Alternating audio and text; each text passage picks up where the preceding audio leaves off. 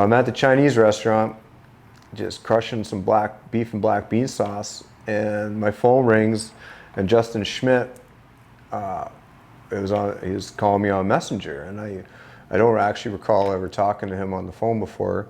We had met in Swift Current way back in the day, but he said, "Hey, do you want to play hockey again?" I said, "Yeah, absolutely." So I had an opportunity to go down and play in Columbus, Georgia, not Columbus, Ohio. the River Dragons, yeah, in the Federal Hockey League. And I hadn't even heard of the Federal Hockey League before, but I was just happy to get out of Winnipeg, get out of Canada. I know life was fairly normal down in the southern states.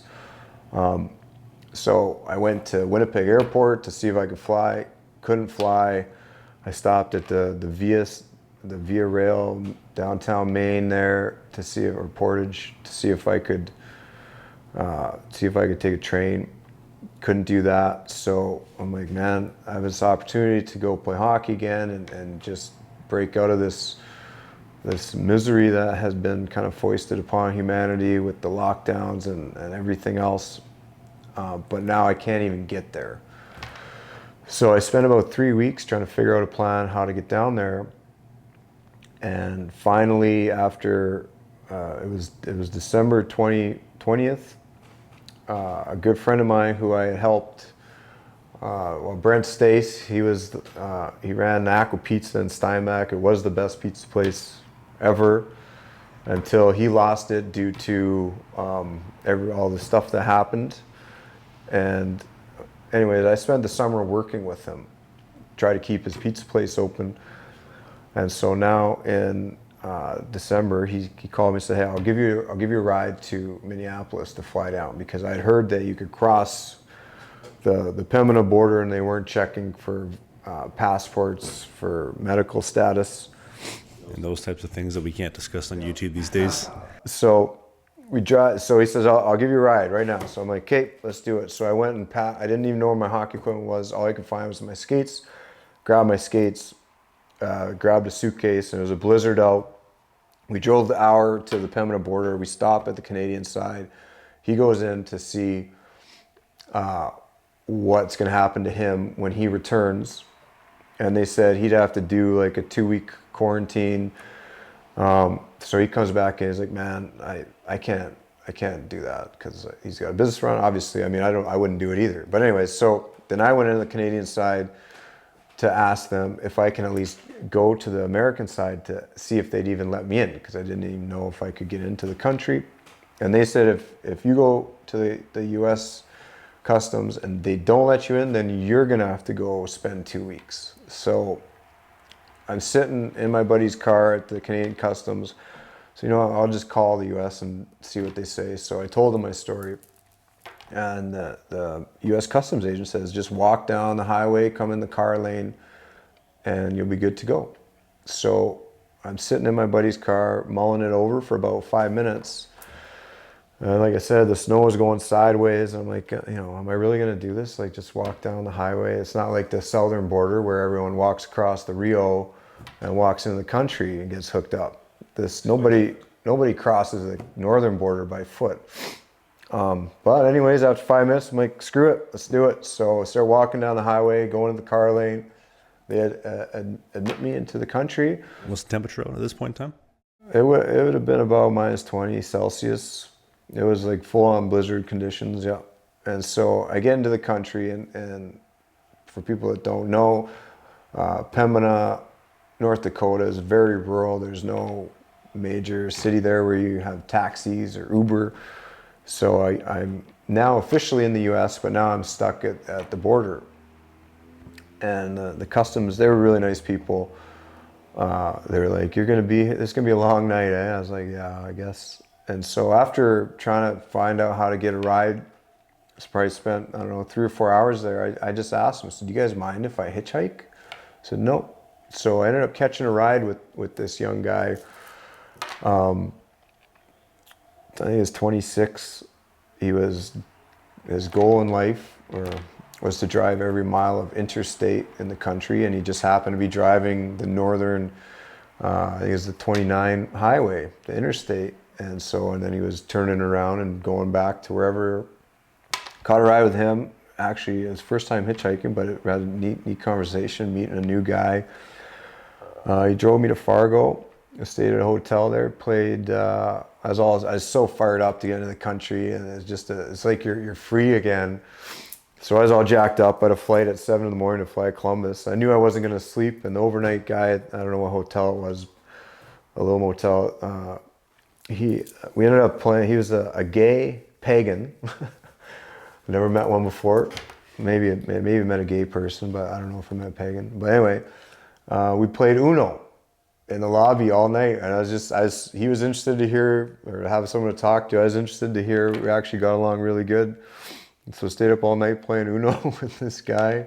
Caught a flight 7 or 8 in the morning to Atlanta. Got picked up and started playing hockey again. Maybe I'll end it with one funny story. So I was sober for about four or so years, and then when the lockdowns happened, like I wasn't even drinking coffee. I wasn't like no chewing tobacco, nothing, super clean. And then the lockdowns happened, and since I couldn't coach and be around my kids, I got a little, miserable. So I'm like, oh, I'll buy a tin of tobacco, and I'm like, oh, I'll have a coffee, and then eventually I started drinking a little bit, having some beers, and started drinking. And before you know it, I was drinking every day again, and then I went down to Columbus. I had wanted to stop drinking before I started playing again. So I tried to stop for a couple of days, like sweating it out, and I just couldn't do it. So I figured, get down to Columbus and then worry about quitting drinking again.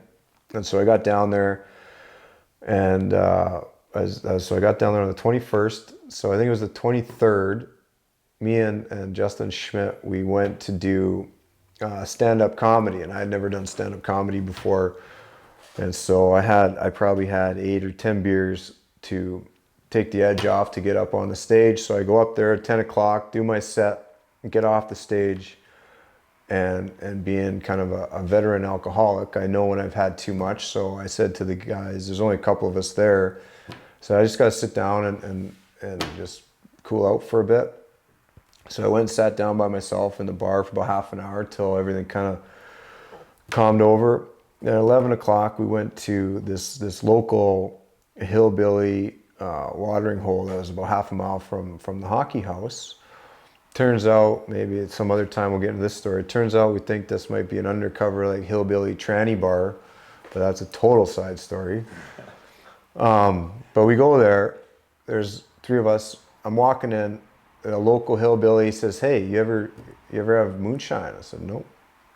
"You want some?" "Yep." So we go to his truck. He's got a quart jar, this clear liquid, and it was watermelon. And I took a sip, and it was fantastic. Like, it tasted like watermelons, and I was like, "Oh my goodness!" So I ended up obviously you're just supposed to sip this stuff, but I drank about a quarter of the quart jar, and by the time I walked in the bar, I was just floored. And so, being responsible, it's 11:30 at the time, I told my captain, I said, "Hey, take me home. I need to go home." So I went home and thought, I'm like, "Okay, man, this is great." So I went to bed. It was 11:30. I'm in bed. I'm like, no trouble. I've got bad things tend to follow me around. This time I dodged a bullet. Went to bed, sleep it off. It was 1:30. I woke up, so I just moved into the house. Half the light bulbs didn't work. It was 1:30. I had to go to the bathroom. So I get up, walk down the hall, go to the bathroom. And while I'm going to the bathroom, my phone on my bed's ringing, and it was my fiance, now my wife at the time, and she was calling. So I wanted to answer the phone. So I hustle back to the bed, and I trip over my suitcase, and I fall face first onto the night table, smash myself right here. My eyes like hanging down like this, just crime scene blood like crazy. And I don't even, like, we live kind of like in the redneck area. There's nothing around, and not that I would have known any, but I just moved there. I have no idea where anything is. I'm obviously kind of half conscious. One, because of the moonshine. Two, because of the head trauma. And so I'm on the phone, I answered the phone, and we talked for a couple hours, I think. And I was just going to sleep it off and deal with the situation in the morning. And I had sent my wife some pictures, and she's like, that's not going away. Like, you got to deal with that. So I ended up having to call 911 on myself, and had to go to the hospital, get my face sewn back together, and pretty hefty bill to get the ambulance to come out to where we were. And then obviously the zippers in the eye. How much? It cost me about $2,500, which I didn't have. I actually still haven't paid them. But so then I'm like, you know what? It's just another, like, you can't drink. I can't drink. I've got no moderation skills, all gas pedal, no brakes. So I decided, well, I had already previously decided to stop drinking, but that was the catalyst that says, that's it, man, you're done. I had 4 good years of not drinking. And so I ended up stopping again, and I guess we're almost up on a year here since I drank again. So It's awesome. Congratulations. thanks, buddy.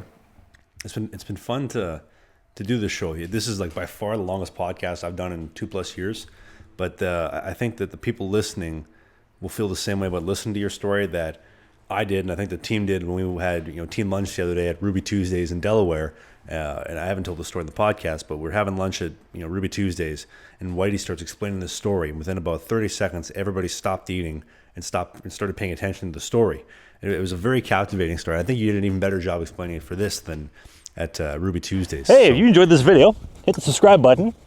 We do a new podcast every single Sunday during the season called Sling the Biscuit. It is a non-mainstream hockey podcast, so we talk about my hockey career, the minor pros, Spain, the Fed, you name it, all the stuff that you won't hear in the mainstream news. Music, Pop culture.